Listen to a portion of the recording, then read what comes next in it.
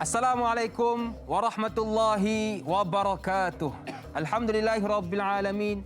Wassalatu wassalamu ala rasulina wa habibina Muhammad wa ala alihi wa sahbihi ajma'in wa man tabi'ahum bi ihsanin ila yaumiddin amma ba'.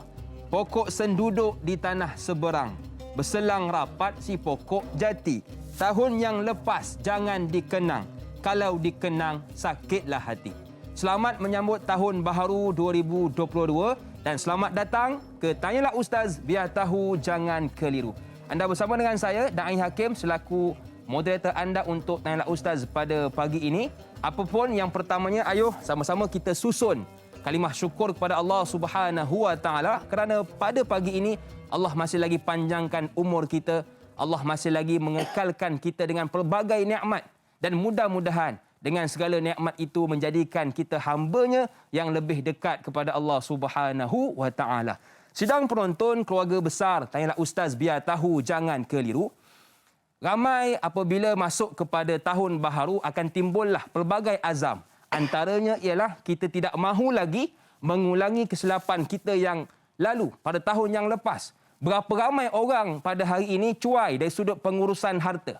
Berapa ramai orang pada hari ini cuai dari sudut pengurusan keluarga dan tidak dilupakan juga ramai yang terlupa, iaitu cuai dari sudut pengurusan masa. Sedangkan usia kita makin hari makin bertambah.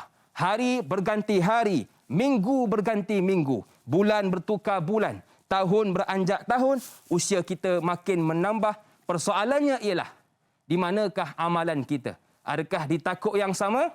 Oleh itu, ayuh sama-sama kita hayati dan kita bermuhasabah dengan kita menelusuri perbincangan 2 jam ini yang kami bawakan khas kepada anda sempena dengan Tahun Baharu 2022 bersama dengan pendakwah prolifik negara kita, iaitu Al-Fadhil Ustaz Roslan Muhammad. Assalamualaikum Ustaz. Waalaikumsalam warahmatullahi wabarakatuh. Semangat nampak. Alhamdulillah Ustaz. Tahun Baharu Ustaz. Saya dah fikir ni nak lain macam pagi ni rasa. Ustaz, selamat menyambut Tahun Baharu Ustaz. Ya, kita sama-sama doakan hari-hari mendatang semua dalam keberkatan. Amin ya rabbal alamin. Amin ya rabbal alamin. Dan kita mengharapkan agar Tahun Baharu 2022 ini tahun yang memberikan kita lebih keamanan, kedamaian juga keharmonian, khususnya negara kita Malaysia. Amin ya rabbal alamin. Baiklah, kepada sidang penonton keluarga besar Tanyalah Ustaz, biar tahu jangan keliru. Yang ada sebarang persoalan boleh sahaja seperti biasa buat panggilan ke 0377261603 atau boleh juga terus ke Facebook kami Tanyalah Ustaz TV3. Baiklah, tanpa buang masa, kita nak dengarkan dahulu pendahuluan untuk topik kita pada pagi ini tentang terbazirnya masa bersama dengan Ustaz Roslan Muhammad. Terima Silakan kasih. Ustaz. Assalamualaikum warahmatullahi wabarakatuh. Alhamdulillahil qail, a'udzu billahi minasyaitonir rajim. Bismillahirrahmanirrahim. Wal 'asri innal insana lafi khusr illa alladhina amanu wa 'amilus salihati wa tawasaw bil haqqi wa tawasaw bis sabr. Shadaqallahul 'azim. Allahumma rabbi shrah li sadri wa yassir li amri wa hlul 'uqdatam min lisani yafqahu qawli ya rabbal alamin. Amma ba'd.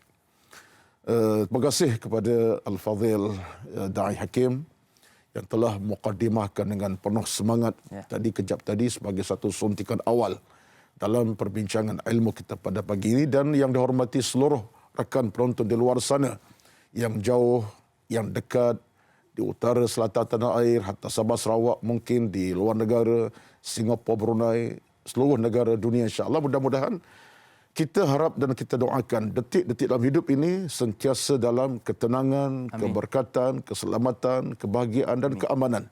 Itu kita harapkan. Betul. Yang kedua, kita harapkan dan kita berdoa kepada Allah Azza wa Jalla, mudah-mudahan waktu yang kita ada ini waktu yang berharga, bernilai dan menguntungkan kita demi keselamatan kita dunia dan keselamatan juga di hari akhirat. Baik. Yang pertama, saya juga ucapkan kepada seluruh rakan penonton semua, ucap selamat Tahun Baru 2022. Mudah-mudahan hari-hari mendatang nanti hari-hari yang penuh kenikmatan, kebaikan. Amin ya rabbal alamin. Baik. Saya telah mukadimahkan pada pagi satu ayat Al-Quran dalam tajuk kita terbazirnya masa. Saya sendiri pun bila terima tajuk ini terasa susah hati juga. Sebab apa? Sebab yang bercakap pun kadang-kadang membazirkan masa juga. Itu hakikat kehidupan kita. Cuma apa yang kita nak ungkapkan hari ini ialah peringatan bersama. Mudah-mudahan yang jauh kita dekat-dekatkan, yang rapat serasikan, yang tak ingat kita peringatkan. Amin. Ya Rabbal Alamin. Baik. Dalam ayat tadi, tuan-tuan, puan-puan, yang jelas kepada kita ialah rangkuman hidup ini adalah dengan masa. Masa beribadat, masa makan, masa minum, masa bekerja, masa bercakap, masa tidur, masa sembang, semua adalah masa. Jadi munasabah sangat bila Allah Subhanahu wa taala bersumpah dengan masa wal asri. Walaupun ada tafsiran mengatakan waktu asar. Asar pun masa. Betul. Maghrib pun masa. Subuh masa. Bermakna bahawa Allah bersumpah dengan suatu perkara yang penting dalam hidup kita manusia. Yang pertama. Yang kedua kata para ulama, bila Allah bersumpah dengan wal asri, itu menunjukkan Allah SWT beri peringatan kepada kita. Tambih. Kerana manusia rugi kerana masa. Manusia kecundang kerana masa. Gagal kerana masa. Betul. Itu hakikat. Dan manusia boleh beruntung besar kerana masa. Dan berjaya kerana masa. Jadi ada orang yang khusran, yang rugi, ada orang yang berjaya, untung. Sebab itu kata para ulama, datang surah ini kata siapa? Al-Imam Ibn Kathir. Ja'at as-suratu litawdih sabab sa'adatil insan au syaqawatih. Datang ayat ini untuk menyatakan tentang ada golongan berjaya. Ada yang gagal. Syaqawat ni celaka. Yang gagal sebab mereka tak guna masa sebaiknya. Yang berjaya mereka guna masa sebaik-baiknya. Baik. Itu yang kedua. Yang ketiganya ialah, menariknya saya perhati, disebut riwayat mengatakan bahawa, dicatatkan bahawa Imam Syafi'i pernah berkata tentang surah Asr ini, wal asri ini sampai akhir 3 ayat tadi, wal asri sampai kepada wa tawassaw bis sabri tadi. Kata Imam Syafi'i radhiyallahu anhu, kalau Allah tidak turunkan surah yang lain, mana tidak ada surah Al-Baqarah, tak ada surah Al-Imran, tak ada, kecuali surah ini saja, iaitu surah Al-Asr, kata Imam Syafi'i, lakafatin nas, Allah. cukup untuk menjadi kekuatan kepada kita. Makna Imam Syafi'i boleh kata demikian. Tak ada surah Al-Baqarah, Allah. tak ada surah Yasin, tak ada. Melainkan turun walau surah Al-Asr saja, kata Imam Syafi'i, cukup untuk menjadi panduan kepada manusia. Kenapa tuan-tuan? Sebab Allah rangkumkan tentang isu iman, isu amal salah, hidup dalam kebenaran, dan sabar dan beragama. Rangkuman ini, rangkuman yang menyuruh kita sebagai manusia. Tak kira siapa. Sebagai seorang ustaz, peniaga, pekebun, petani, siapapun kita dirangkumkan dengan 4 tadi. Bila ada iman, ada amal salah, bersabar dalam beragama, pegang kebenaran, kita akan selamat. Tapi kalau kita tak berjaga yang itu, kita akan kecewa, dikecewakan, akan menerima kecelakaan. Itu yang ketiga. Yang keempatnya ialah, di sini menunjuk kepada kita satu kebesaran besar surah Al-Asr ini. Diriwayatkan bahawa para sahabat Nabi sallallahu alaihi wasallam, kalau 2 orang bertemu di jalanan, mereka tak berpisah. Lam yatafarraqa hatta yaqra ahaduhuma 'ala al-akhar. Bila bertemu macam saya bertemu hakim, saya jumpa saja, belum tanya dah makan ke belum? Nasi lemak ke hari ini? Dah. Belum yang tu, Assalamualaikum hakim. Wal 'asri innal insana lafi khusrin illa alladhina amanu wa 'amilus salihati wa tawassaw bil haqqi wa tawassaw bis sabri. Kemudian bersalam, pergi. Tengok sahabat Nabi sallallahu alaihi wasallam. Subhanallah. Boleh buat agaknya. Kita boleh cuba Ustaz. Cuba, jangan cuba. Kena buat orang. Keluar ni jumpa kawan, Assalamualaikum. Wal 'asri inna.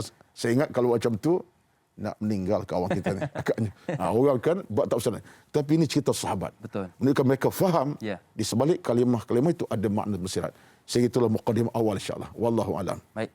Surah Al-As antara surah yang kita sering ulang baca dan ulang dengar, akan tetapi bagaimana dari sudut praktikalnya. Oleh itu, ayuh sama-sama kita amalkan surah Al-As bermula pada hari ini. Baiklah, Soalan yang pertama di pagi ini dari sahabat kita Al-Shal.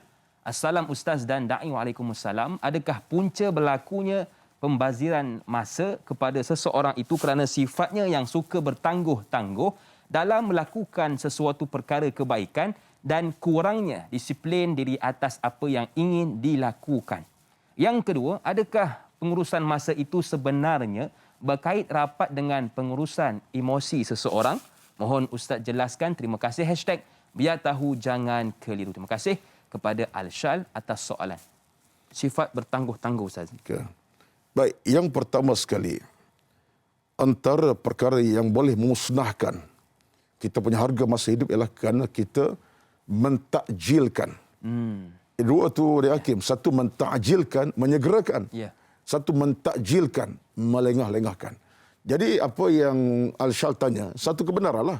Mana kita kadang-kadang antara faktor yang boleh memusnahkan kita punya masa ialah kerana kita suka bertangguh-tangguh. Tak apalah, nantilah, kemudianlah. Betul. Masa masih ada. Rupa-rupanya hari esok tiada bagimu lagi. Allah. Jadi apa yang penting ialah kita kena ingat bahawa menangguhkan urusan masa ini satu di antara perkara yang berbentuk kepada kesilapan dalaman kita. Saya bercakap ini tuan-tuan sebagai perkataan bersama. Sebab kadang-kadang moral kita kadang tak menentu. Sebab itulah kata setengah kalau ulama ini saya bagi pandangan para ulama lah. Termasuklah disebutkan daripada Al-Imam Sabasi, dia kata apa? Aku dapati manusia ini tersifat yang paling buruk ialah suka mentakjilkan, menangguhkan. Dan betul. Sebab kita merasakan kita besok masih ada lagi. Sedangkan kalau kita tengok Al-Quran, Allah sebut Al-Quran jelas. Wa ma tadri nafsun madza taksibu ghadan. Surah Luqman ayat 34. Penghujung Al-Luqman. Surah Luqman. Allah kata apa? Kamu tak tahu besok bagaimana keadaan kamu. Betul. Hidup lagi ke, segar ke, sihat ke, kamu tak tahu. Ayat ini jelas. Menunjukkan besok itu belum tentu hak kita lagi. Tapi bila ada bersikap bertangguh, itu tanda kita rosak kita punya dalaman kita. Sebab itulah saya kira sifat menangguh ini satu sifat yang tidak elok dan boleh membahayakan masa hadapan kita. Itu satu. Soalan kedua tentang apa? Pengurusan masa ni adakah berkait rapat dengan pengurusan emosi? Saya tak berani nak detail kalau saya bukan pakar bidang kaunseling tapi saya merasakan bahawa emosi ini pandangan saya lah. Emosi ini kalau dia dibina atas dasar agama, emosi sehatlah. Betul. Dasar iman. Saya contohnya, saya sebut tentang emosi lah. Saya bila tengok dia hakim, tak cepat nak marah contohnya. Walaupun dia hakim mungkin ada masalah dengan saya. Tandanya saya ada kekuatan keimanan. Betul. Kalau saya emosi tak sihat, saya nak maki je. Betul. Nak marah je. Jadi bermakna emosi ini dia dikatakan soal keimanan. Baik, kalau nak dikaitkan tentang apakah kira pengurusan masa emosi, saya rasa kalau nak dikaitkan ada benarnya. Tapi kalau tak dikait pun ada benar juga. Yang penting ialah emosi ini memang perlu dibina, dibangunkan dalam konteks keimanan kepada Allah Azza wa Jalla. Wallahu a'lam. Itulah antara dialog yang selalu kita dengar. Tak apalah awal pagi lagi, petang kan ada. Kalau tak hari ini pun esok kan ada. Jadi itu antara dialog yang selalu kita dengar dan kita kena ubah sifat bertangguh. Nabi SAW Hakim sebut, "Idza amsayta fala tantaris sabah, fala tantaris sabah." Dah berpagi-pagi jangan harap petang datang. Wa idza amsayta fala tantaris sabah. Dah petang datang jangan harap besok akan datang. Sebab apa? Sebab kita tak tahu. Kematian. Jadi sebab kematian tak tahu. Sebab itulah kita cuba nak bina baliklah kita punya semangat keimanan beragama segera dalam apa pekerjaan. Yang baik khasnya termasuk yang buruk tertinggalkan segera. Wallahu a'lam. Baik Ustaz. Baiklah, kita ada seorang pemanggil di talian. Assalamualaikum. Siapa di sana? Silakan. Assalamualaikum Ustaz dan Da'i. Waalaikumsalam warahmatullahi. Saya Norini Abdul Latif daripada Buntung, Ipoh Perak.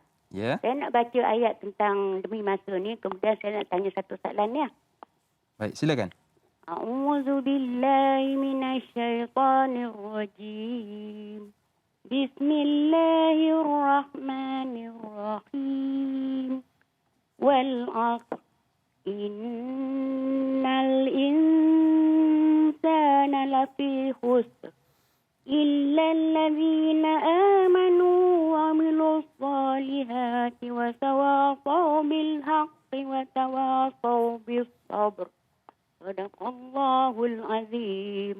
soalan saya, apa pendapat Ustaz jika ada pepatah mengatakan masa itu emas? Itu saja. Baik. Assalamualaikum Ustaz dan Naim. Waalaikumsalam warahmatullahi wabarakatuh. Terima kasih kepada Puan Nurini dari Ipoh Perak dan kita nak dengarkan jawapannya selepas berhenti beristighfar seketika. Kembali selepas ini pastinya dalam Tanyalah Ustaz, biar tahu jangan keliru.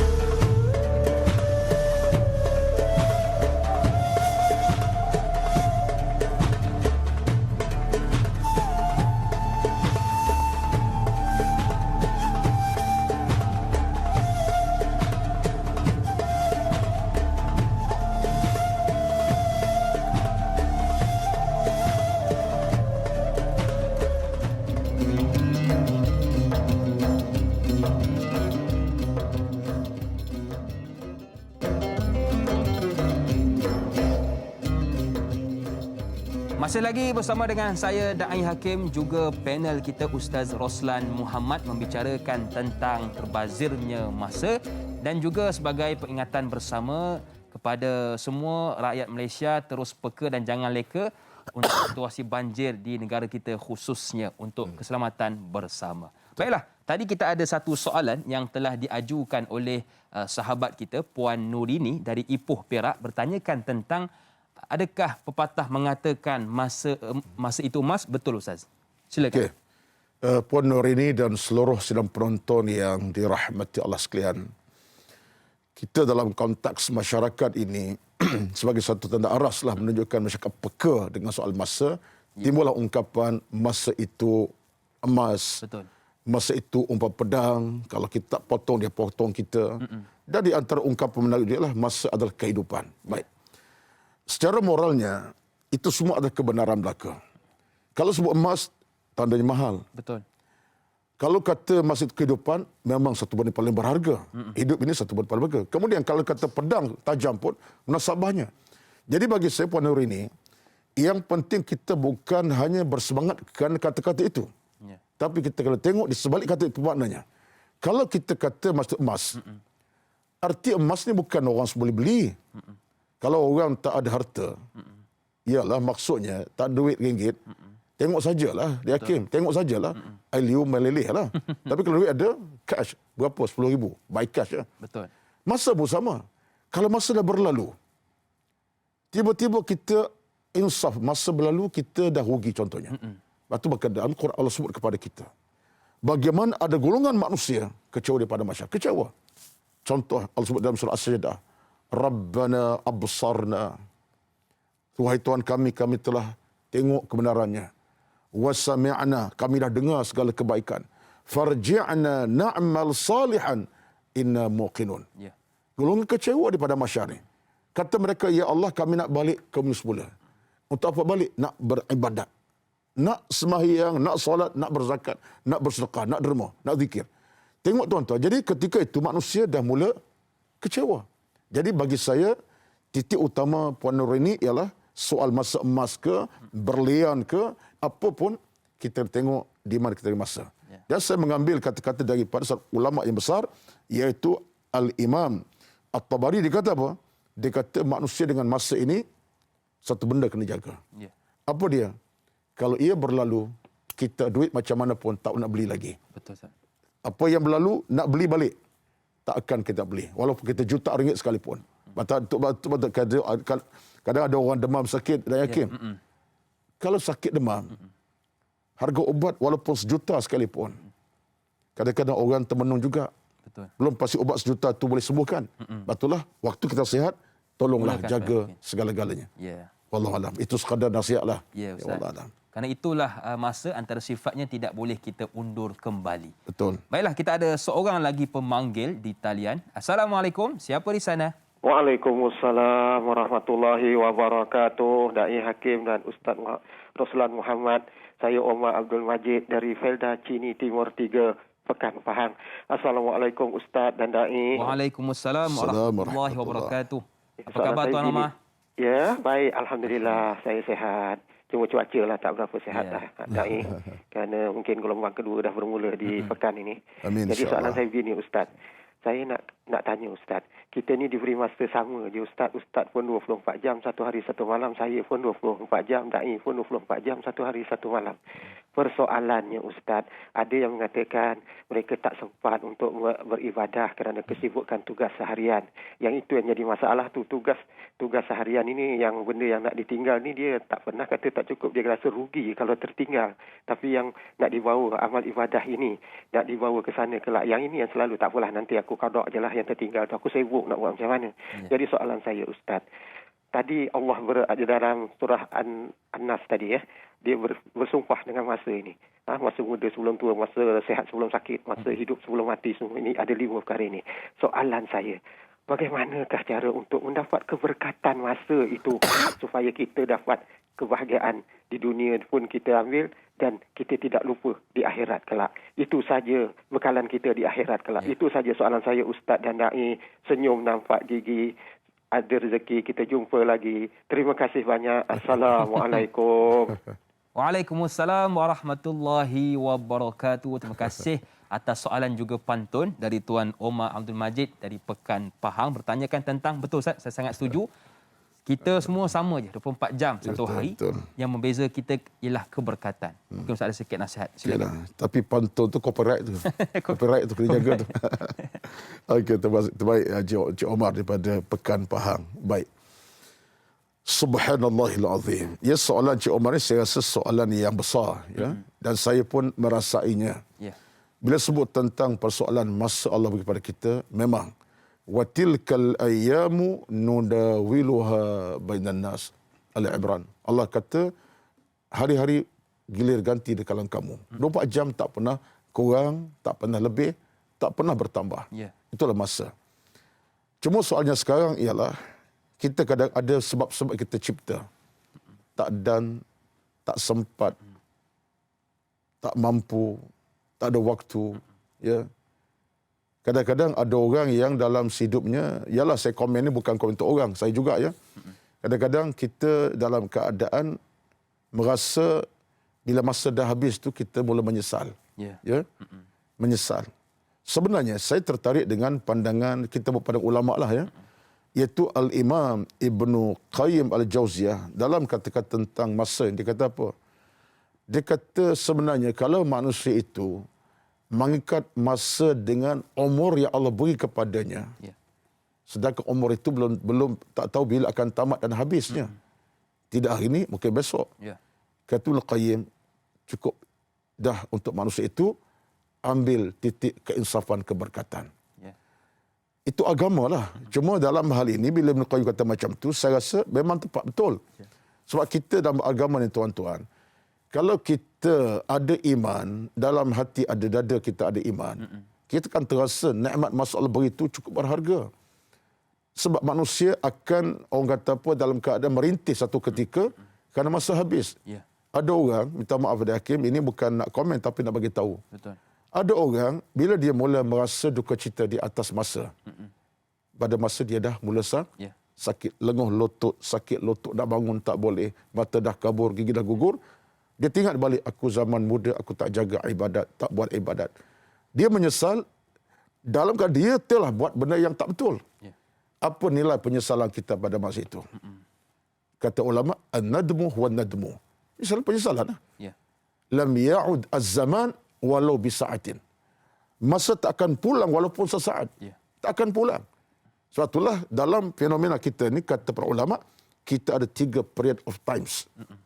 Putih sikit lah kalau betul lah. Kita ada 3 masa. Pertama, madha. Itu apa yang berlaku semalam. Semalam tak akan kembali walaupun sedetik. Akan datang besok, lusa tulat. Belum tentu hak kita lagi. Kita merancang, belum tentu kita dapat.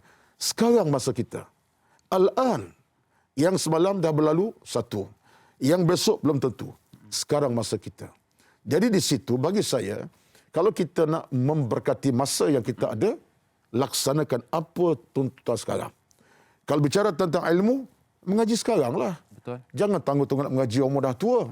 Dah pencen. Jangan ada pension. Jangan tanggung-tanggung nak taubat lepas di Mekah nanti lepas pension. Sekarang. Minta tuan-tuan, saya cakap untuk saya ni. Sebab, kata para ulama, sekarang masa kita. Dan sekarang pun tak panjang. Apa yang panjangnya? Mungkin jam 7.16 Ya. dia hakim pergi. Meninggal lah. Ya. Sebesar dia. Atau mungkin dia pergi mati awal, saya mati kemudian. Atau kemungkinan saya masih hidup, dia hakim pergi dulu. Contohnya bila nak mati, Allah Ustaz. saya kata kat dia hakim, nak cerita, dia tak tahu. Ini kata para ulama, termasuklah Ibn Qayyim tadi. Ya. Jadi tuan-tuan, berkat masa itu balik kepada kita, mengisi macam mana. Ia bukan soal ibadat saja, pekerjaan sekalipun. Jadi yang penting ialah berkat itu balik kepada kita mengisi masa kita ada. Wallahu a'lam. Baik Ustaz, jadi terpulang kepada kita menjadikan masa itu berkat ataupun sebaliknya. Baiklah, kita nak bertasbih seketika, kembali bergabung selepas ini pastinya dalam Tanyalah Ustaz, biar tahu jangan keliru.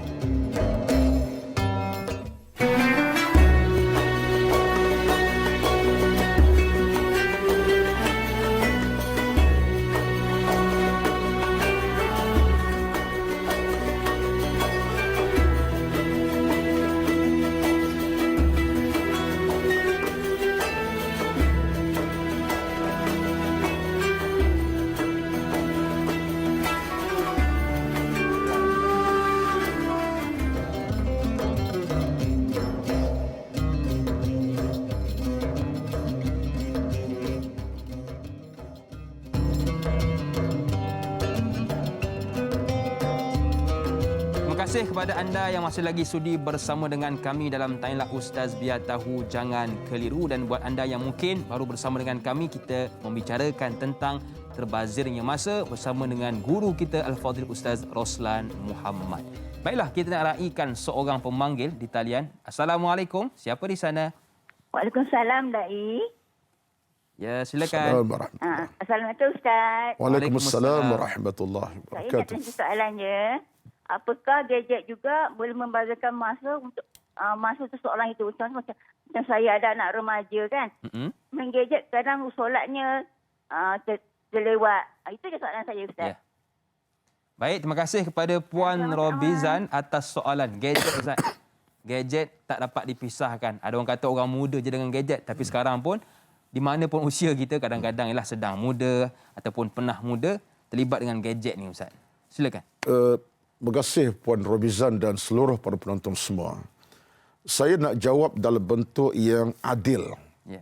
Sebab dalam konteks kehidupan semasa masyarakat, apa pun bentuk teknologi yang ada, telefon, kemudian gadgetnya, TV sekalipun, kita punya FB, ia tidak pernah bersalah sebenarnya. Kita nak hentam terus gadget ni sesuatu yang menyusahkan, tidak. Sebab ini merupakan saluran yang penting dalam suasana dunia makin moden. Dalam konteks agama pun Nabi sebut al-hikmatu dallatul mu'min fa aina wajada fa huwa aqbiha. Benda-benda yang bersifat ilmu, gadget macam ini hak kita sebenarnya. Kita kena uruskannya, bukan dia menguruskan kita. Jadi kepada Puan Robizan dan sedih penonton semua, saya nak cuba macam ni sajalah, ya. Yang pertama sekalinya ialah bagaimana kita mengisi penggunaan gadget itu sendiri. Kita nak salahkan anak pun payah. Sebab bapa anak macam mana? Kita sebagai orang tua ni sendiri. Saya sendiri bercakap untuk saya. Kalau saya guna gadget saya untuk semata-mata untuk santai, solat pun tak sempat. Kalau untuk semata-mata seronok, Quran tak sedar baca. Jadi kesimpulan utama ialah macam mana kita nak mengisi ruang gadget. Jadi dalam hal anak-anak ni Puan Robizan, saya pun ada anak juga. Apa yang penting adalah kita beri bimbingan, beri nasihat dan kita kemukakan satu alternatif dalam bentuk bimbingan kepada mereka. Bukan salah untuk bergadget, untuk bertelefon itu, tetapi macam mana kita kena rapati dekati. Sampai bab solat, kita kena panggil berjemaah. Jangan biarkan, tegas kena ada. Jangan pula kita biarkan. Tak apalah, solat pun asal dekat maghrib boleh lagi. Ada ketegasan. Jadi saya kira dalam keadilan kita tentang isu-isu gadget apa saja ni, ketegasan penting dan perlu. Yang keduanya ialah kita pula sebagai orang yang dewasa, apa kekuatan kita ada. Kita pandu tak? Yang sebimbangnya kita marahkan anak bergadget sampai 3 jam. Kita sampai 4-5 jam juga. Anak pun tengok bapa lebih kurang sama. Tengah makan pun bergadget. Tengah santai pun bertelefon. Jadi kita contoh yang baik. Minta tuan-tuan, contoh itu paling penting. Sebab itulah kata seorang tokoh besar dalam bidang ilmu, iaitulah Al-Qardawi. Dia kata apa? Dia kata al-qudwatul musla ini, kata dia orang lebih tua. Mesti orang tua ini perlu tunjuk contoh terbaik. Sebab anak-anak akan melihat. Dia menghayati apa yang orang tua buat. Jadi, para Robizan, insya-Allah mudah-mudahan kita ambil kesempatan untuk betulkan suasana secara kekeluargaan. Insya-Allah gadget itu sebenarnya ada kebaikan. Hari ini kalau tak ada gadget online, anak-anak payah juga. Betul, Ustaz. Susah. Anak-anak nak PDPR hari ini. Tak ada telefon, ya? tak ada komputer. Betul. Suasana dah berubah. Ya. Jadi pentinglah kawal dan ada sistem kawalan. Itu yang paling utama. Baik, Ustaz. Baik. Setelah saya teliti pencerahan Ustaz, apa yang boleh saya simpulkan ialah gadget tak salah seandainya kita mengurus dengan betul dan jangan kita pula diurus oleh gadget tersebut. Ya, betul. Baiklah, tadi Ustaz ada sebut tentang antara amalan para sahabat bila bertemu akan membaca suratul As. Dan kalau kita perhatikan dari sudut kualiti masa kita juga berbeza dengan para sahabat. Lagi-lagilah Nabi SAW seperti mana yang diajukan oleh sahabat kita di Facebook, Zuhara. Assalamualaikum Ustaz dan Da'i. Waalaikumsalam. Mengapakah kita sering merasakan tidak cukup waktu untuk menyelesaikan segala kerja dan ibadah seharian? Mengapakah kualiti masa kita berbeza dengan kualiti masa Rasulullah SAW dan para sahabat? Sedangkan kita diberikan ruang dan tempoh masa yang sama. Mohon pencerahan Ustaz. #biar tahu jangan keliru. Terima kasih kepada Zuhara atas soalan. Terima kasih Puan Zuhara ya. Soalan yang menarik. Soalan menarik ialah kerana kita bercakap kita ikut waktu. Ya. No time. Tak ada masa. Ya, kadang-kadang ada orang yang yalah saya pun nak komen untuk saya juga ni sebenarnya. Kadang-kadang kita dengan masa ni kadang-kadang kita cari pun. Batal ada orang kadang-kadang part time. Overtime. Akhirnya tak ada time. Ya. Overtime dalam urusan kerja. Supaya dapat dapatan lebih. Overtime dalam urusan harta supaya dapat harta yang lebih. Bagus. Tapi masalah ialah kadang-kadang bila ada overtime tu, time habis. Time nak solat tak ada, time solat tak ada, time nak berzikir tak ada, time nak ke masjid tak ada. Jadi bagi saya, isu sekarang ialah kalau sebut tentang tak cukup waktu, ini menandakan kita telah komen Allah Azza wa Jalla secara terbuka. Sebab apa? Sebab Allah tidak pernah jadikan masa ini kurang walau seinci. Daripada awal ciptaan kita sampai kita mati, Allah tak kurangkan. Cuma tempoh hidup mestilah kita ada tempohnya. Tetapi masa Allah beri, tak pernah kurang. Jadi kita telah komen Allah Azza wa Jalla. Sedangkan Allah tidak bersalah dalam isu masa. Salah kita. Baik. Yang kedua tentang persoalan quality time ini. Ataupun masa berkualiti ini. Saya kira yang pentingnya Puan Zuhara bertanya tadi ialah dia ada satu benda dalam agama ni. Dia itu disebut sebagai waktu beribadat. Sebab kalau kita sebut quality time dalam kerangka dunia banyak kita dengan anak-anak, kita dengan keluarga, tapi saya kira antara nokta penting ialah quality time ialah ketika kita beribadat. Saya sebut ini sebab apa? Sebab ada satu pandangan menarik daripada Ibnu Abbas radhiyallahu anhu yang telah menegur seorang di kalangan sahabat yang lain. Iaitu sahabat tu dia solat, ini cerita Ibn Abbas ni. Ya, dia riwayatkan satu riwayat. Itu sahabat yang lain, kalau sahabat tu solat tapi nampak segera. Orang kata solat secara cepat-cepat, ekspres, rakyat, seperti rakyat ya. Orang kata kalau orang Kelantan logat gaduh. Logat gaduh. Itu selesai. Jadi kata Ibn Abbas, ta'al, dia panggil balik.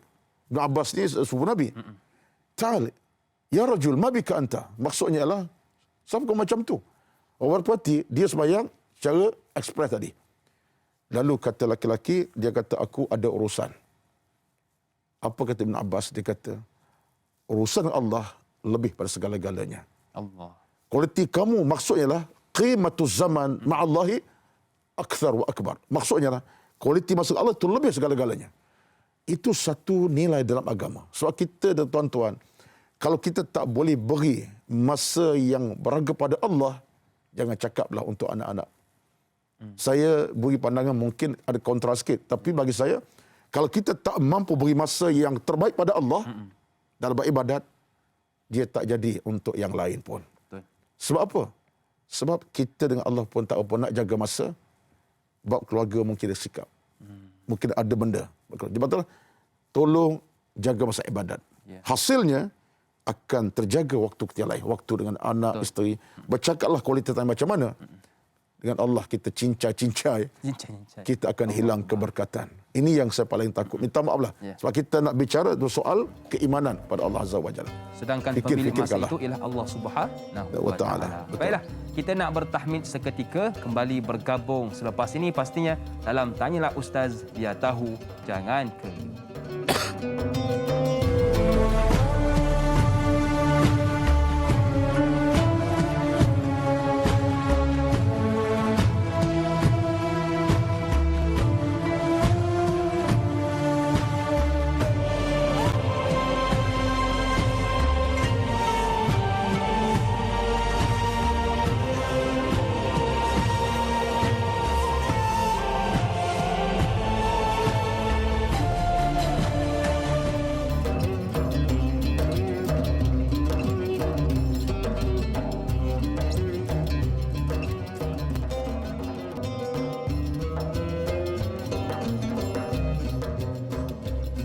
Masih lagi bersama dengan saya Da'i Hakim, juga panel kita Ustaz Roslan Muhammad membicarakan tentang terbazirnya masa.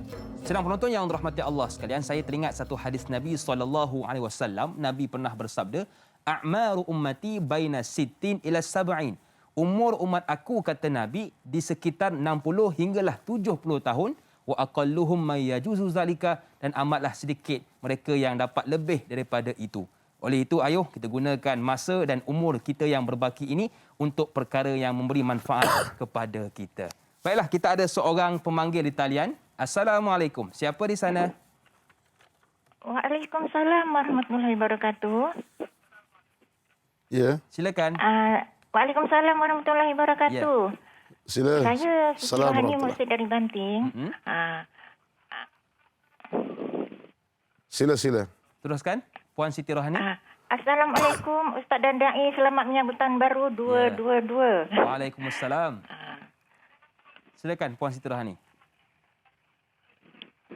Apakah soalannya?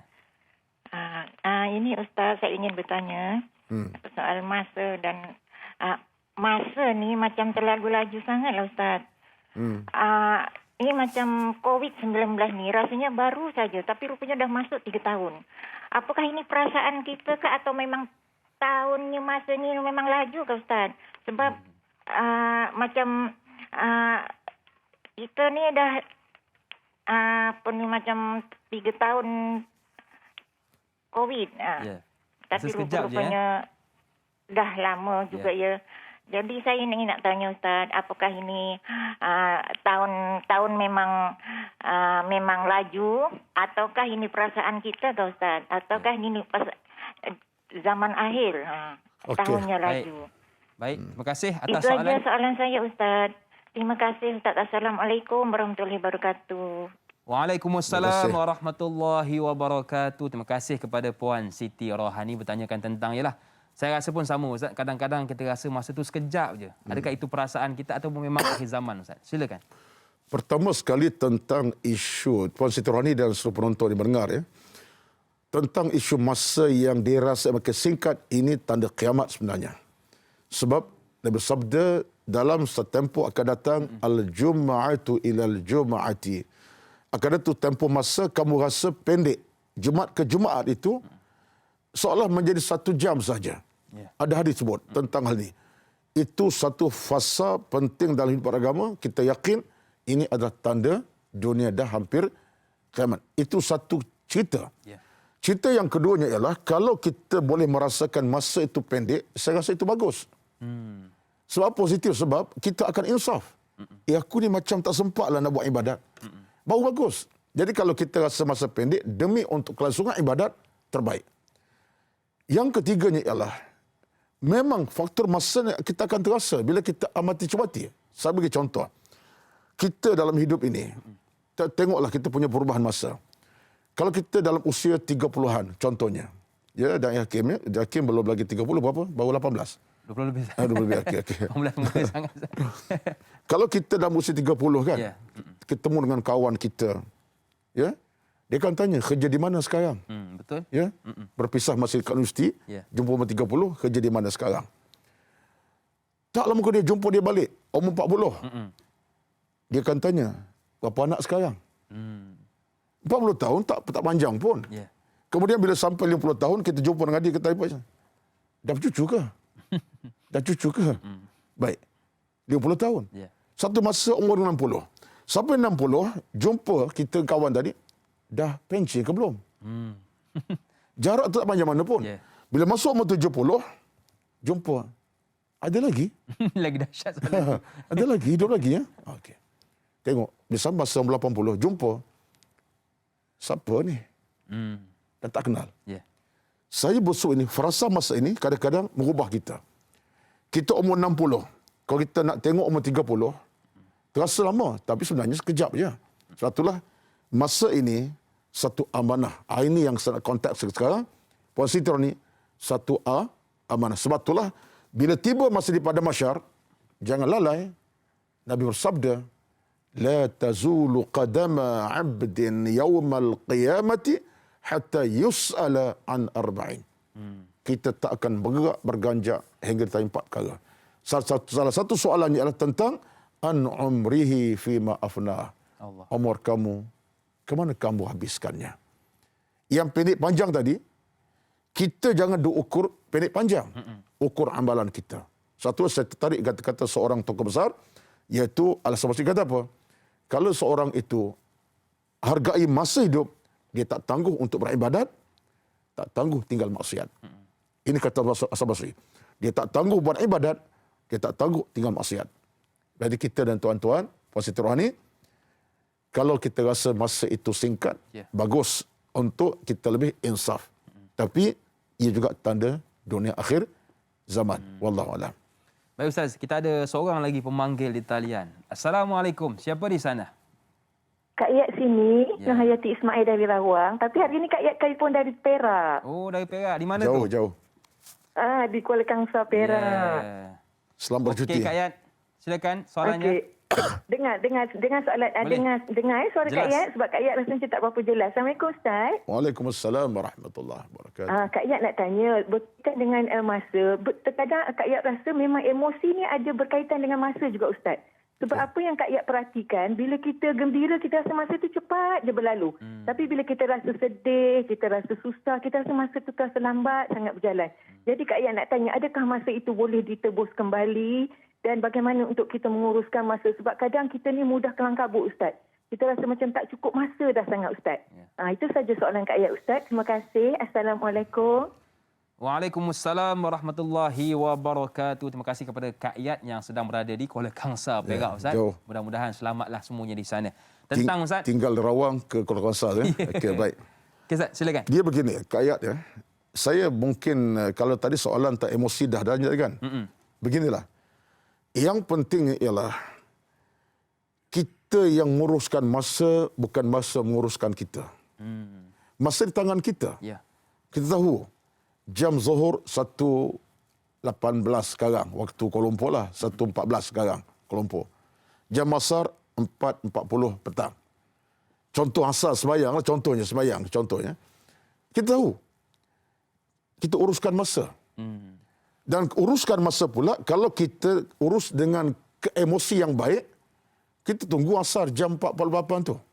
Tunggu dengan wuduknya. Sebab kita ada nilai agama. Soalnya sekarang, saya tak tahulah mungkin jawapan saya tidak tepat, tapi saya rasa menepati apa yang saya sampaikan. Sekarang kita berdepan dengan satu realiti. Apa realitinya? Kita kadang-kadang tak merasakan masa itu satu amanah beragama. Bila amanah kita tak rasa besar dalam agama, lepas tu kita habiskan masa dengan keburukan. Ya. Masa nak cela orang, seronok duduk sembang 3 jam, halau orang lain.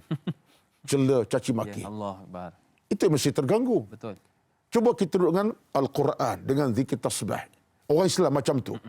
Kita rasa seronokkan masa. Bahkan makin nak baca. Habis tu surah, nak baca surah lain. Seronok. Jadi, kekuatan emosi tertentu ini sebenarnya balik kepada soal kita dengan masa kita uruskan. Bukan masa urus kita, urus masa. Itu yang pertama. Yang keduanya, Kak Ayat, ya. Saya mungkin boleh fahamlah sebab bila Kak Ayat sebutkan tadi tentang emosi itu berkait, kadang-kadang kita rasa macam-macam. Saya rasa begini, ini pandangan saya rasa kita kena banyak ingat pada Allah dengan zikir, tasbih, tahmid kepada Allah Azza wa Jalla. Nabi sebut, ni'matan maghbunun fihima kathir minan nas. Dua nikmat ramai orang terpedaya tertipu. As-sihhatu wal faragh. Nikmat sihat, masa. Nabi selalu bagi satu panduan kepada kita. Kalau kita berjaga masa untuk ibadat, emosi kita akan stabil. Tapi kalau kita tak guna masa untuk ibadat, buat kejahatan, terganggu emosi. Macam adalah duduk sembang, halau orang, seronok lah. 3 jam. Tapi lepas tu kita rasa macam tak selesa. Sebab ancaman dosa tadi masuk dalam hati kita. Jadi yang penting adalah masa diuruskan, bukan masa uruskan kita. Wallahu a'lam. Jadi sama-sama kita bermuhasabah, gunakan masa kita untuk berzikir, baca Quran. Sebab kadang-kadang ada orang kata, makcik ni da'i nak baca Quran sejam tak mampu. Tapi kalau membawang, insya-Allah boleh. Jadi sama-sama kita ubah masa kita ke arah yang lebih baik. Baiklah, kita ada lagi seorang pemanggil di talian. Assalamualaikum, siapa di sana? Waalaikumsalam warahmatullahi wabarakatuh. Ya. Siapa di sana? Pak Haja Norma Haji Dola daripada Ampang, Dai. Ya, silakan. Assalamualaikum Ustaz dan Dai. Waalaikumsalam warahmatullahi wabarakatuh. Sila. Silakan soalan saya macam ni Ustaz. Saya pernah terdengar seorang kawan kata, kalaulah saya boleh putar masa jam ni, saya takkan kahwin dengan suami saya. Saya nak tahu Ustaz, dosakah kata-kata macam ni? Terima kasih Ustaz. Assalamualaikum warahmatullahi wabarakatuh. Waalaikumsalam warahmatullahi wabarakatuh. Terima kasih kepada Puan Hajah Normah Haji Dolah bertanyakan tentang kadang-kadang ialah bila kita ni diuji Ustaz, kita suka mengungkit. Kalau dululah saya takkan kahwin kalau saya tahu tentang begitu begini. Bagaimana pasanganlah. Ya. Adakah berdosa atau sebaliknya? Allahu akbar. Yalah. Saya kira ini satu di antara perkara real masyarakat lah. Orang kata penyesalan datang kemudian. Dah terantuk baru tengadah. Saya taklah nak fokus kepada isu tentang soal tadi, tapi saya umumkan contoh-contoh yang lain. Dalam Islam ini, kita dalam banyak keadaan, kita diminta supaya berhati-hati. Ala hadarin. Contoh dalam soal pemilihan jodoh. Kenapa Islam letakkan prasyarat yang utama? Fadhfar bidhati din taribat yadak. Pilih beragama, kamu akan senang, bahagia dan teratur hidup kamu kemudian. Termasuk urusan yang lain pun sama. Jadi isu sekarang ialah kita dengan agama di mana? Penyesalan kemudian sampai tahap kita kata kalau aku tahu macam tu tak kahwin pun macam-macam. Dia sesuatu yang jadikan emosi terganggu. Bagi saya kepada orang macam ni, banyak istighfar, banyakkan taubat, banyakkan munajat, rintik kepada Allah Azza wa Jalla. Mudah-mudahan Allah akan pulangkan balik hakikat kehidupan sebenarnya dan dapat ketenangan. Allah ganti apa yang dah hilang. Kalau yang dah hilanglah. Kalau yang tak elok, Allah ganti yang lebih baik lagi insya-Allah. Tapi mengungkit kata-kata macam tu, setanda kita ada lemahnya iman di dada. Mengungkit kata itu seolah kita rasa semacam kita tak berapa yakin kepada Allah. Jadi siapa yang silap? Sebab tu bagi saya yang penting di awalnya adalah agama sebagai pemandu yang membimbing kita. Itu satu. Yang kedua yang bertanya Puan Normah tadi, kalau yang dia kata tadi kawan ialah bukan dia. Ya. Yang kedua bagi saya, kita tidak boleh letak penyesalan itu sebagai satu asas yang menggagalkan kita segala-galanya. Sebab kadang-kadang ada faktor yang kita boleh berubah. Kalau kita diuji satu ketika, kita berubah jauh baik kemudiannya. Betul. Kalau suami kita sekalipun ada something wrong, masalah kehidupan akhlak, tapi kita usahakanlah. Mudah-mudahan kalau anak ada anak memimpin pandu sama kehidupan. Sebab kalau kita nak angkat sejarah lama tu sebagai sejarahnya, dia hanya sebagai satu kenangan lama sajalah. Yang penting, insya-Allah kembali pada Allah dengan doa munajat kepada Allah Azza wa Jalla. Mudah-mudahan Allah ganti segala yang dah hilang ataupun yang terbaik insya-Allah. Amin. Ya Rabbal Alamin. Amin insya-Allah. Baiklah Ustaz, saya suka dengan soalan yang diajukan oleh sahabat kita di ruangan Facebook, Nur Asikin. Assalamualaikum Ustaz dan Da'i. Waalaikumsalam. Dalam surah Al-Asr ayat 1 hingga 3 Allah berfirman, mafhumnya demi masa. Sesungguhnya manusia itu dalam kerugian kecuali orang-orang yang beriman dan beramal soleh. Dan mereka pula berpesan-pesan dengan kebenaran serta berpesan-pesan dengan sabar. Soalan saya, bagaimanakah kita hendak bahagi masa antara kerjaya dan amal ibadah setiap hari supaya tidak terbazirnya masa. Mohon pencerahan Ustaz. Terima kasih Ustaz dan Da'i. #biar tahu jangan keliru. Terima kasih kepada Nur Asikin atas soalan. Silakan Ustaz. Baik. Kalau kita nak jadikan kerja kita sebagai suatu cabang utama dalam hidup, jadikan kerja itu sebagai ibadah kepada Allah Azza wa Jalla. Arti kalau kita bekerja kita sebagai seorang pegawai ke, seorang kaki tangan kerajaan ke, atau sebagai seorang da'i sekalipun, sebagai seorang peniaga kebun, peniaga sekalipun, kita faham bahawa kita dapat rezeki daripada Allah Azza wa Jalla. Kita nak pintu rezeki diberkati. Kita nak rezeki kita Allah tidak harap, tidak sempitkan. Allah luaskan lagi. Jadi dalam kita bekerja tunaikan hak Allah Azza wa Jalla. Yang wajib diamali, yang sunat dikerjakan. Contohnya, kita dengan soal ibadat solat contohnya. Dalam bekerja, sampai waktu solat. Betul. Berdoa, munajat kepada Allah, mudah diberkati lagi. Rezeki untuk anak-anak, isteri umpamanya. Jadi bagi saya ialah kita adil dengan Allah Azza wa Jalla. Kita adil dengan Tuhan, kita jaga waktu dengan Allah. Supaya kita dapat keberkatan. Mungkin setengah orang, dia tak fikir macam tu. Dia fikir aku kerja lah, aku usaha. Dia tak fikir betapa setiap rezeki dia ada itu daripada siapa? Pemunca Allah Azza wa Jalla. Kita ada apa kekuatan? Rezeki masa Allah beri. Tenaga Allah beri. Hatta pekerjaan tu Allah beri. Jadi kalau kita nak kerja kita dalam keberkatan, jangan lupa untuk beribadat Allah Azza wa Jalla. Itu satu. Yang kedua ialah kita mesti dalam kerjaya ini ada hak untuk orang. Contoh kalau kita berniaga, contohnya. Kita cari harta banyak-banyak, alhamdulillah dapat rezeki, Allah beri. Jangan lupa zakat. Jangan lupa bersedekah derma. Itu adalah pintu-pintu keberkatan kepada kita. Jadi maknanya, dalam bekerjaya, kita jaga hubungan dengan Allah Azza wa Jalla. Hablum minallah, kena jaga. Kalau itu kita lakukan, poin yang bertanya tadi, mudah-mudahan kerja kita yang berkati, kita beribadat dalam kita bekerja. Kita bekerja tapi beribadat kepada Allah Azza wa Jalla. Apalagi kalau kerja itu kerja halal, bukan haram. Wallahu a'lam. Betul Ustaz, saya sangat setuju apa yang telah disebutkan oleh Ustaz tadi, iaitu kita jadikan kerja kita sebagai ibadah. Sebab ada orang kadang-kadang dia ingat ibadah tu hanya solat saja Ustaz, sedekah, zakat. Akan tetapi kerja pun kita boleh niatkan sebagai ibadah. Poin utama di hakim ialah ingat bahawa setiap inci rezeki kita dapat Allah yang punya. Pemiliknya Allah. Pemilik Allah Azza wa Jalla. Kalau Allah yang punya, kita tunaikan hak dia. Betul. Syukur, tunduk, patuh dan sebagainya. Barulah kita ada keberkatan. Kita gigih macam mana kalau Allah tak beri rezeki kekuatan, tak dapat. Betul. Letih sajalah jawabnya. Betul, Ustaz. Bakal dapat pun Allah ambil kembali dengan pelbagai cara. Jadi ini kadang-kadang ada keterkaitan. Dalam satu hadis dah tanya balik, saya nak ingat satu hadis Rasulullah sampai Nabi sebut afdalul a'mali ala dhahril ardi thalatha. 3 amalan mulia di bumi. Salah satu kata Nabi al-kasbu, cari harta. Tapi cari harta kerana Allah Azza wa Jalla. Al-kasbu, cari harta. Bekerja, jaga hubungan agama. Bekerja, jaga ibadat. Bekerja, ketaat kepada Allah Azza wa Jalla. Allah berkati insya-Allah. Jadi apabila kita niatkan kerja kita sebagai ibadah, maka penat lelah kita berbaloi dibalas pahala di sisi Allah Subhanahu wa taala. Baiklah, kepada keluarga besar Tanyalah Ustaz di TV3 akan berakhir di sini, tetapi teruskan bersama dengan kami untuk siaran tambahan 30 minit di TV9. Jumpa selepas ini. Tanyalah Ustaz, biar tahu jangan keliru.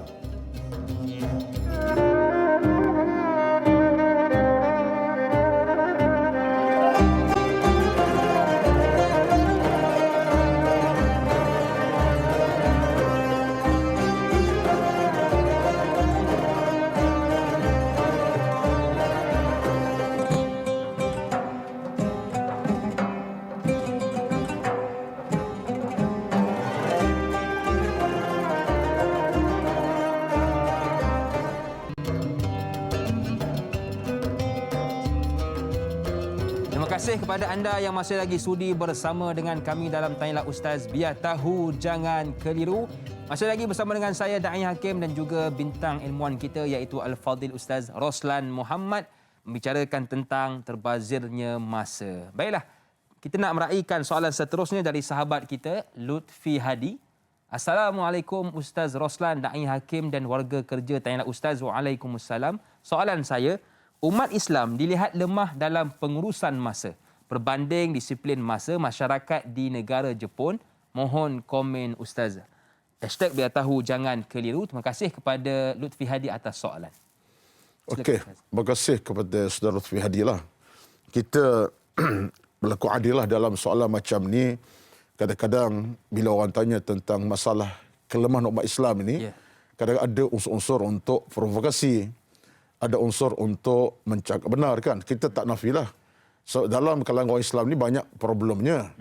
Bab masa kita boleh rasa. Kita tak payah tengok orang lain. Kita keluarga pun. Urusan masa pun kadang gagal. Masa nak solat tak berjemaah. Sembahyang seorang-seorang. Kadang-kadang dalam hidup ini macam-macam baik. Cuma dalam kerangka soalan Lutfi Hadi tadi tentang persoalan kelemahan umat Islam semasa ini berbanding dengan negara luar, saya nak cakap secara ilmiah, pandangan seorang tokoh besar, Dr. Raghib As-Sarjani, seorang tokoh besar pemikir Islam, dia sebut bahawa dua perkara. Yang pertama dia kata elemen orang-orang luar ini lebih baik daripada sudut masa, tenaga dan seumpamanya. Kenapa? Mereka orang yang suka membaca. Mereka guna masa membaca. Sebagai contoh kata di Jepun, orang Jepun membaca 40 buku setahun. Allah. Seorang-seorang dia baca 40 buku setahun. Banyak. Di Jepun. Ya. Ini kajian oleh Dr. As-Sarjani. Di Eropah, orang Eropah membaca 10 buku dalam setahun. Di Malaysia, 1 buku setahun, ada kata 2 buku setahun. Jauh bezanya. Jauh beza. Ini kajian akademik. Baik. Yang kedua kata Sarjani, moral orang luar lebih tinggi sebab apa? Mereka menghayati moral dalam kehidupan. Mereka agama tak ada. Dan mereka cuba disiplinkan kekuatan dengan elemen-elemen yang baik. Lepas tu hormatkan orang, sampah tak buang rata-rata, ada tong sampah kadang-kadang, sampah dalam kocek dimasukkan. Ya. Tisu kotor dia masuk kocek. Tak buang Ustaz. Dia tak buang berjalan. Betul. Plastik kotor. Mereka angkat moral itu sebagai satu kekuatan. Jadi saya rasalah lebih adil kalau kita kata kepada kita sendiri, kita sudah ada agama sebenarnya. Tapi kerana agama tak kita hayati, dipinggirkan, yang jadi utama kepada kita nafsu. Nafsu menguasai kita, itulah kelemahan kita. Saya letak isu ini bukan menghukum, tapi untuk mengisafkan kita. Saya tak nak bercakap dalam nada masyarakat luar sana. Cukup dalam kekeluargaan kita. Contoh hari ini. Di rumah kita sampai sarap macam mana. Anak-anak lepas makan coklat, dia letak atas kerusi. Kita pun lepas makan pinggan mangkuk, letak atas meja begitu je. Pagi besok baru nak basuh contohnya. Jadi di mana silapnya? Silap kita tak bawa agama dalam itu. Sedangkan agama kata apa? Innallaha yuhibbut tawwabin wa yuhibbul mutatahhirin. Allah suka orang bertaubat, orang bersihkan dirinya. Bersih hati jiwa. Allah tak ke agama ini suka berkebersihan. Jadi soalnya ialah kesilapan kita. Sebab kita ada agama, tidak mengamalkan. Orang barat ada agama, tapi dia cari punca moral cara beragama. Itu bezanya. Yalah kita nak letak satu hukuman, tidaklah. Tapi kita orang Islam ada something kata orang Jawa. Ada masalah. Wallahualam. Baik, jadi itu dua punca yang perlu kita muhasabah. Yang pertama, banyakkan membaca. Dan yang kedua, sama-sama kita hayati nilai moral dalam kehidupan kita. Kita ada seorang lagi pemanggil di talian. Assalamualaikum. Siapa di sana? Waalaikumsalam warahmatullahi wabarakatuh. Ustaz dan Da'i Haji Tukinon, Haji Muhammad Saleh daripada Sekudai Johor. Apa khabar Haji? Alhamdulillah baik. Tahun baru kita minta baik-baiklah Ustaz dan Da'i. Amin. Kita berdoalah mudah-mudahan lebih baik daripada tahun sudah. Itu saja amalan ataupun kita berharapan Ustaz. Amin. InsyaAllah. Amin. Baik, persoalannya Ustaz. Dalam kita nak membuat kebaikan, contoh saya ajak seseorang tu, kita beribadahlah, kita bersedekahlah, kita buat baiklah. Tapi jawapannya apa Ustaz? Nantilah dulu, aku belum sampai masa. Mungkin dia kata aku masih muda, tunggu tua. Tapi kita tak kira Ustaz. Umur kita ni bukannya tahu. Kadang muda dah jalan, kadang main tua. Kalau tua tu, alhamdulillah lah Ustaz. Jadi minta pandangan Ustaz. Orang yang macam ini, adakah terkira di dalam pembaziran masa ataupun terbazir masa Ustaz? Dan minta pandangan daripada Ustaz pagi ini. Terima kasih banyak-banyak Ustaz. Assalamualaikum. Waalaikumsalam warahmatullahi wabarakatuh. Terima kasih kepada Tuan Haji Tukinon dari Skudai Johor, pemanggil setia hujung nyawa kita, Ustaz. Bertanyakan tentang ialah bila kita tegur, kadang-kadang kita nasihat, tak apalah, masa aku muda lagi dan sebagainya, Ustaz. Bagaimana? Tuan Haji Tukinon dan penonton yang dihormati sekalian, bila soalan dikemukakan, itu menunjukkan itulah yang berlaku dalam masyarakat kita. Siapapun kita, itulah mungkin kenyataan kita pernah lalui dan kita hadapi, dan kita juga menjadi orang demikian satu ketika. Betul. Nangguh. Kena selesai isu macam ni. So, dalam agama, Allah sebut dalam satu ayat dalam satu surah Al-Hasyr, Allah sebut kepada kita, ya ayyuhallazina amanu taqullaha wal tanzur nafsum ma qaddamat lighadin wattaqullah. Allah minta kita tolong semak diri masing-masing. Tengok diri masing-masing tentang persiapan amal, tentang ilmu, tentang masa kita dengan Tuhan. Allah minta kita semak. Ini menunjuk kepada kita bahawa agama sudah pandu kita. Sebab kelangsungan hidup dengan agama ni penting. Sebab kita akan bertemu Allah besok. Dinilai solat banyak mana, ibadat banyak mana, keburukan banyak mana, jahat banyak mana, baik banyak mana. Kalau kita faham tentang nilai beragama itu, tak timbullah kalau orang kata, jom Mat, kita pergi solat, Alhamdulillah. Aku ni lupa sangat ni, engkau ajak aku, baguslah. Jom kalau kita boleh sedekah sama-sama, Alhamdulillah aku duit ada, tak banyak pun sikit. Maksudnya lah, kita terima satu kebaikan dengan segera. Tapi isunya kita tak tengok kacamata agama. Bila kita tengok kacamata nafsu semata-mata, kita nak seronok lah. Tak apalah, biar dulu. Engkau pergilah dulu ke masjid, aku nantilah. Nanti bila? Dia ingat dia akan hidup lagi besok. Jadi, ini Tuan Haji Tukinon merupakan tanda-tanda yang kita ni lemah, jantung hati kita lemah. Bukan lemah jantung, lemah jantung iman kita. Lemah keimanan kita kepada Allah Azza wa Jalla. Itu satu. Yang kedua, Tukinon, saya rasa benda macam ini cabaran semua orang. Usahakan orang lain dalam kawan kita sendiri pun. Ya? Kalau suruh anak kita, jom kita solat bersama, apa angah kita? Abah solat dulu, nanti angah kemudian. Akhirnya tak datang pun solat berjemaah. Jadi kita nak kena segera untuk selesaikan secara ma'iyah, bersama-sama. Cara mana? Kita duduk, jangan hati kalau anak-anak, jangan hati abah tak suka kalau angah tangguh-tangguhkan. Benda baik angah kena segerakan. Kalau angah tangguh anak rugi, contohnya. Kita bincang. Dengan kawan sama juga.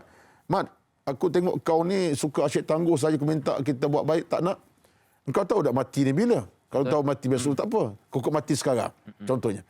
Kita bincang hati-hati. Wallahualam, saya pun nak bagi pandangan lebih jauh, tak beranilah juga. Tapi penyakit-penyakit kita segera atasi. Wallahualam. Setelah saya dalami apa yang telah Ustaz jelaskan kepada kita, alasan besar kenapa kita tak boleh bertangguh ialah kerana kita tak tahu tarikh kematian kita. Oleh itu, segerakan amal kebaikan di dunia ini, insya-Allah. Dia bukan tarikh kematian saja sebenarnya. Tarikh sakit demam kita. Betul, Ustaz. Bila kita dilemahkan oleh kelemahan fizikal kita sendiri, kita tak mampu dah nak berdiri tegak kerana stroke, nak bercakap kerana kita tak boleh bercakap lagi dah, nak baca Quran. Jadi, semua itu adalah sesuatu kita kena renung, fikir. Agamalah pemandu. Saya seronok kata-kata yang disebutkan oleh Ibnu Qayyim. Dia kata apa? Biar agama memandu, semuanya akan terpandu. Allah Akbar. Bila agama mandu, semua terpandu. Kata Ibnu Qayyim Al-Jauziyah. Agama mandu, semua terpandu. Wallahualam. Baik Ustaz, kita ada seorang lagi pemanggil. Assalamualaikum. Siapa di sana? Waalaikumsalam warahmatullahi wabarakatuh. Saya nak tanya soalan Ustaz ya. Sila Puan Supinah ya. Ya Ustaz, macam ni kan, bagaimana Ustaz cara Nabi mengurus masa dan macam mana macam kita ni usia yang dah macam jelas separuh usia kan, untuk jadikan amalan kita tu dikira ibadat setiap hari tu. Macam mana caranya Ustaz? Itu dia soalan saya Ustaz ya. Okey, Assalamualaikum. Waalaikumsalam warahmatullahi wabarakatuh. Terima kasih kepada Puan Supinah Yusof bertanyakan tentang bagaimana kita nak jadikan amalan harian kita sebagai ibadah Ustaz. Mengurus masa. Dia beginilah Puan Supinah ya. Kita sudah ada panduan agama dalam hidup kita. Saya sebut acap kali agama sebab kita bercakaplah tentang soal kehidupan, tentang ibadat, tentang masa, tentang apa saja. Kita agamalah sebagai pemandu kita. Satu kata kayu tadi kan, agama memandu dan memandu kita. Baik.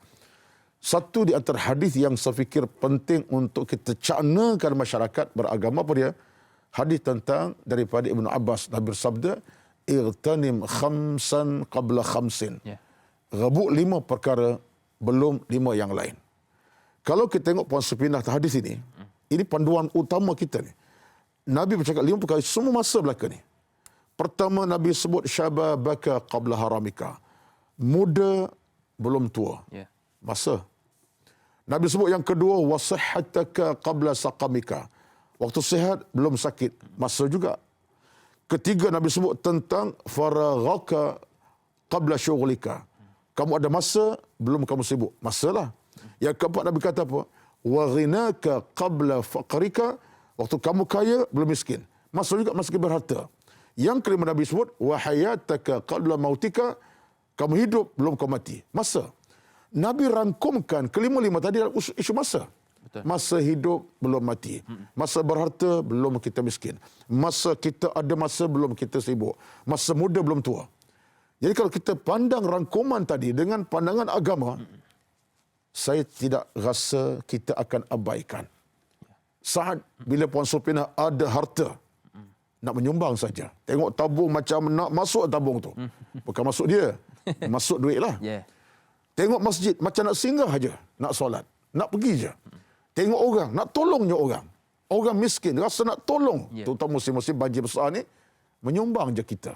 Tenaga kita beri, sumbang kita beri. Jadi Puan Supinah, kalau kita boleh faham hadis dalam konteks segera, tidak ada orang yang akan abaikan masa. Wallahu a'lam. Baik, jadi ini 5 perkara yang perlu kita muhasabah, iaitu muda sebelum tua, sihat sebelum sakit, lapang sebelum sempit, kaya jadikan sebelum azimat miskin, dan juga hidup sebelum mati, jadikan azimat dalam kehidupan kita. Baiklah, kita nak bertakbir seketika, kembali bergabung selepas ini pastinya dalam Tanyalah Ustaz, biar tahu jangan keliru.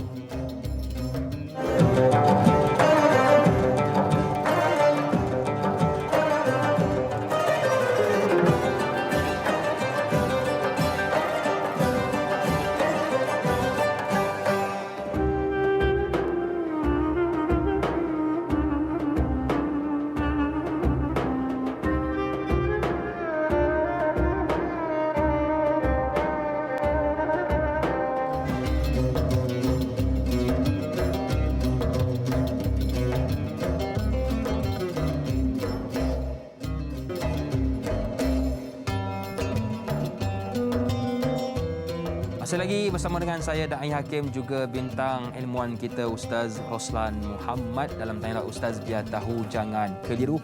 Tadi kita bicarakan tentang pengurusan masa bagi seorang pekerja, dan kali ini kita nak raikan pula iaitu pengurusan masa bagi seorang wanita yang telah diajukan oleh sahabat kita Sahziatul Siddiq di Facebook. Ayuh kita lihat soalannya. Assalamualaikum Ustaz. Waalaikumsalam. Selamat tahun baru 2022. Bagaimana pengurusan masa bagi seorang wanita yang ingin mencari masa untuk bermunajat kepada Allah disebabkan masa yang diperuntukkan terlalu padat, sedangkan di siang hari bekerjaya, manakala apabila pulang menguruskan hal rumah tangga dan anak-anak pula. Mohon pencerahan Ustaz. Terima kasih. Terima kasih juga kepada Sahziatul Siddiq atas soalan. Silakan Baik. Ustaz. Saya rasa soalan menarik ya. Sebab nak tengok dari kacamata bagaimana seorang wanita tidak kerugian. Siang hari sibuk dengan anak-anak, ada yang bekerjaya pula sebagai guru, mungkin pegawai, khani contohnya. Malam letih lah, nak bangun tahajud, ya. Dah terkejut ajak kali juga. Tapi tahajudnya tidak. Terkejut bangun, nak ke tandas macam-macam. Saya rasa kita ada keadilan beragama. Apa adilnya? Sebagaimana saudari seorang pekerja, kerja kerana Allah Azza wa Jalla. Harta diraih kerana Allah Azza wa Jalla. Urus anak pun kerana Allah Azza wa Jalla. Urus anak kerana Allah, untuk besarkan anak dalam beragama, tengah beribadah, tengah yang sama juga jaga solat. Siang harinya jaga solat, fardu, asar, zuhur contoh. Saudari tidak pernah kerugian sama sekali. Walaupun kemungkinan bangkit jam subuhnya ataupun jam tahajud tak sempat kerana penelitian, selagi saudari ada di sana kekuatan iman dan ilmu, niat betul, itulah satu rezeki. Baik. Yang keduanya ialah kalau kita seorang isteri, kalau kita dengan suami berpakat dengan berpakat mana kita ada cooperation. Ada orang kata apa ni, cooperation baik sama suami isteri. Kita dapat berbicara dengan suami. Betul. Ya, bang, saya ni kira-kira nak tahajud kadang-kadang letih, tapi kadang-kadang nak tahajud juga. Suami kejutkan, suami bangunkan isteri, suami beritahu yang kita nak solat subuh sekian, kita bangun awal sikit. Contoh. Bagi saya, kalau ada kesepakatan rumah tangga, tak ada masalah lah. Suami pun bangkit, si bangkit. Masing-masing ada kekuatan. Masalahnya kadang-kadang suami pun tak peduli. Tak cakna. Isteri letih, dia pun buat letih. Contohnya. Dia tak ibadat. Itu masalah kita. Jadi, kesimpulan saya, isteri yang salihah dianggap sedang beribadat kalau dia taatkan suami, buat kerja kerana Allah. Saudari perempuan, seorang wanita, sebenarnya ada harga yang paling tinggi Allah Azza wa Jalla. Jangan bimbanglah. Penting ikhlas dalam kita bekerja dan buat kerja dengan penuh keinsafan pada Allah Azza wa Jalla. Wallahu a'lam.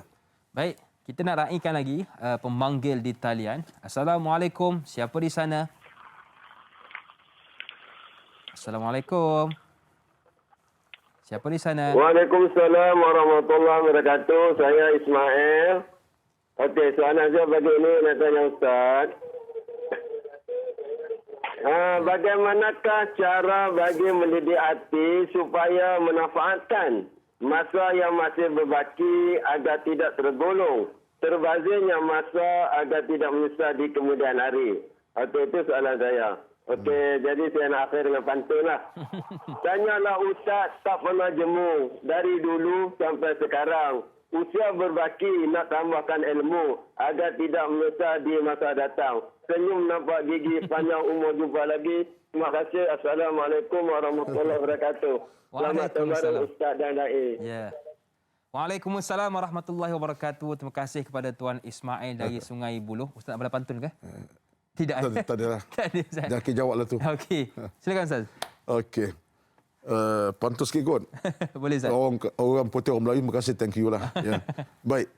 Dia begini, nak mengisi ruang yang masih berbaki, tolong syaknakan satu kata-kata menarik daripada Ali bin Abi Talib radhiyallahu anhu. Ya. Apa kata Ali bin Abi Talib? Dia kata apa?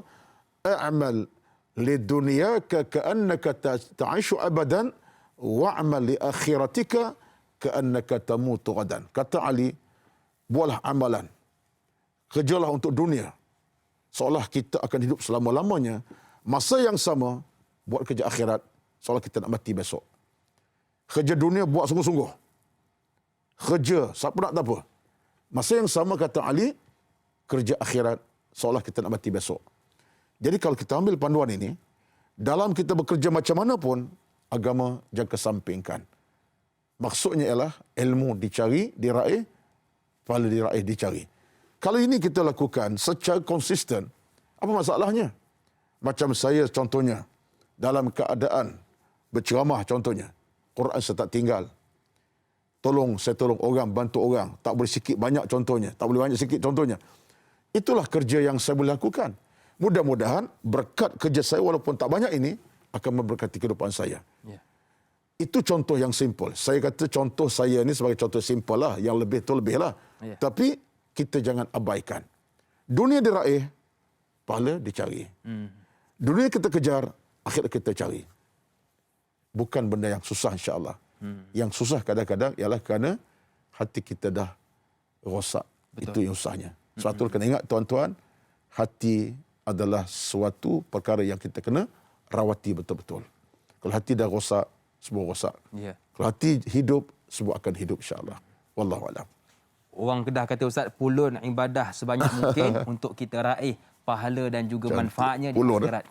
Pulun Ustaz. Baik, saya tertarik dengan soalan yang diajukan oleh sahabat kita Rahimah Saud di Facebook. Assalamualaikum Ustaz Roslan, Da'i Hakim dan warga kerja. Tanya Ustaz. Waalaikumsalam. Jika kita sudah terbazir banyak masa untuk amal-amal akhirat, perlukah kita menyesali kekurangan tersebut atau kita berhusnuzon dengan Allah, terus bertaubat dan cuba melakukan amalan yang terbaik semampu kita? #biar tahu jangan keliru. Terima kasih kepada Rahimah Saud. Ada satu bunga Ustaz. Saya bagi kepada Ustaz lah bunga tersebut ya. Terima kasih. Saya ambil lah bunga tu. Silakan Ustaz. Dia beginilah Puan Rahimah ya. Kita dalam agama ni peluang untuk beribadat, buat kebaikan tetap ada. Ya. Selagi mana kata Nabi belum nyawa di halqum. Innallaha yaqbalu taubatal abdi ma lam yugharghir.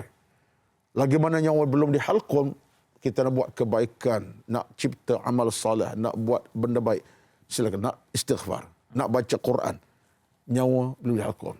Sekarang ni kita sama-sama di pentas, tanya ustaz begini, nyawa tak halqum kan? Betul. Mana saya masih ada kekuatan lagi, boleh bercakap, di hakim boleh. Tuan-tuan dengar penonton sekarang, yang dengar sekarang. Saya ingat tak nak mati lagi kot. Senonton. Ya. Masa lagi mana nyawa diberi di halqum, gunalah masa. Tasbih, tahmid, zikir, tolong bantu orang, sedekah semua. Itu amal kita. Dan kata Puan Rahimah tadi, apakah kita perlu menyesali? Apa yang kita sesalkan? Sebab kita ada masa lagi. Ya. Masalah penyesalan datang kemudian. Sebab tu ada orang kadang-kadang, bila sampai tahap, dia dah sakit tenat. Aku pada masa sihat, kenapa tak buat? Itu tak anaknya. Lagi jauh belum di halqum. Puan Rahimah dan semua penonton, ciptalah sebanyak mungkin amal-amal kebaikan dan gunalah masa untuk merapati Allah Azza wa Jalla, kerana masa adalah amanah yang paling besar. Wallahu a'lam. Yang lepas jangan dikenang, apa yang perlu kita fokuskan ialah apa yang akan datang, Ustaz. Betul. Kita pun sudah berada di penghujung rancangan Tanyalah Ustaz, Biar Tahu Jangan Keliru. Mungkin Ustaz ada sedikit kesimpulan untuk topik kita pada pagi ini, Ustaz. Kesimpulan saya dalam 3-4 perkara saja. Saya nak noktahkan saja. Noktah yang pertamanya ialah bahawa hidup ini adalah masa yang terpenting untuk kita ambil kesempatan. Sebab selepas kita mati, masa beribadat dah tak ada lagi. Sekaranglah masanya kita nak buat apa bentuk kebaikan demi keselamatan alam sana. Yang kedua, ingat bahawa masa ini bukan hak kita. Masa ini hak Allah Azza wa Jalla. Kita abaikan masa Allah punya, kita akan digagalkan oleh Allah di padang mahsyar nanti. Batulah akhirnya kita akan kecewa. Yang kita kena ingat bahawa Allah beri masa ini bukan percuma.